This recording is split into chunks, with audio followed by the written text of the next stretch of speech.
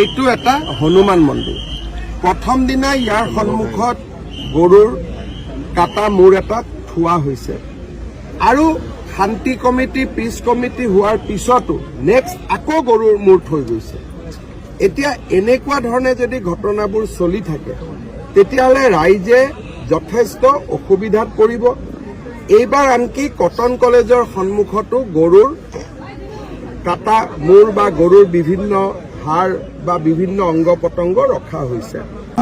বাংলাদেশৰ যি political development হৈছে আৰু আমাৰ ৰাজ্যতো কিছুমান পলিটিকেল ডেভেলপমেণ্ট হৈ আছে, যাৰ পৰা এছাম ধৰ্মীয় উগ্ৰপন্থী মনোভাৱৰ লোক এটা নতুনকৈ তেওঁলোকে প্ৰাণ পাই উঠা আমি দেখা পাইছো।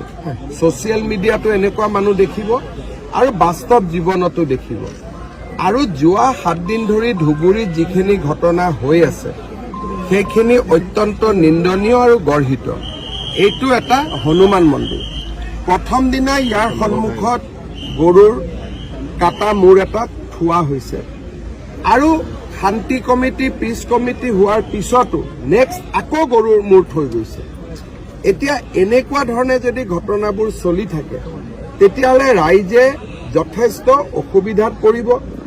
এইবাৰ আনকি কটন কলেজৰ সন্মুখতো গৰুৰ কাটা মূৰ বা গৰুৰ বিভিন্ন হাড় বা বিভিন্ন অংগ পতংগ ৰখা হৈছে। গৰু কুৰবানীৰ কাৰণে অনা হয়, গৰু ৱেপনাইজ কৰিবৰ কাৰণে অনা নহয়। এতিয়া এচাম লোকে ভাবে যে এই জাগাটোত যদি মই বাৰে বাৰে গৰু মাংস আনি থাকো তেতিয়াহ'লে মানুহটোৰ পৰা হিন্দু মানুহখিনিয়ে মাটি বিক্ৰী কৰি গুচি যাব।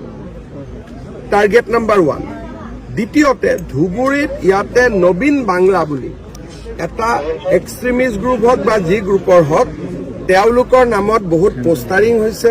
আনকি ডিচিৰ ঘৰৰ সন্মুখতো তেওঁলোকে পোষ্টাৰিং কৰিছে। গতিকে ধুবুৰীৰ ঘটনাখিনিক আমি চিৰিয়াছলি লৈছো।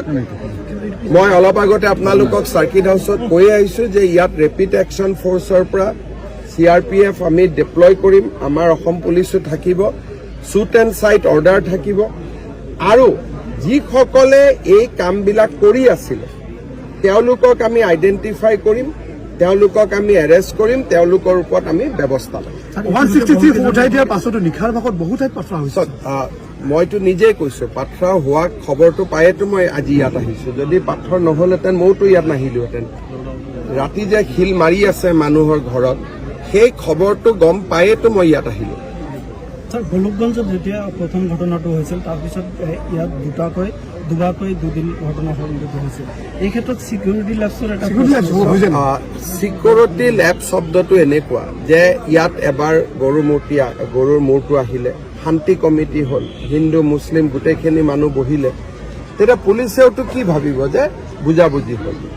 ৰিপিট আকৌ কৰিব সেই কথাটোতো পুলিচে কেতিয়াও নাভাবে। আজি যদি আমি ইয়াতে বহি হেণ্ডশ্বেক কৰোঁ, সকলো মিলে SP DCৰ সন্মুখত শান্তি কমিটি হয়, তেতিয়াহ'লেতো অলপতো পুলিচেতো সদায় ৰাইজকতো সন্মান কৰিয়ে পুলিচ চলিব লাগে।